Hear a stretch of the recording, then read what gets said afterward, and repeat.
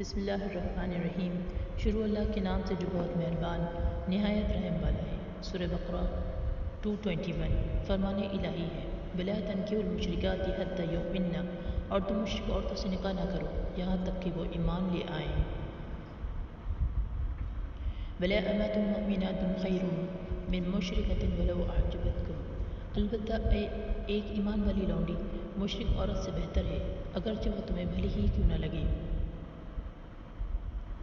وَلَا تَنكِحُوا الْمُشْرِكِينَ حَتَّى يُؤْمِنُوا، اور تم مسلمان عورتیں مشرک مردوں کے نکاح میں نہ دو یہاں تک کہ وہ ایمان لے آئیں۔ وَلَا عَبْدٌ مُؤْمِنٌ خَيْرٌ مِّن مُشْرِكٍ وَلَوْ أَعْجَبَكُمْ، البتہ مومن غلام مشرک سے بہتر ہے اگرچہ وہ تمہیں بھلا ہی کیوں نہ لگے۔ أُولَٰئِكَ يَدْعُونَ إِلَى النَّارِ، یہ مشرک تو دوزخ کی طرف بلاتے ہیں۔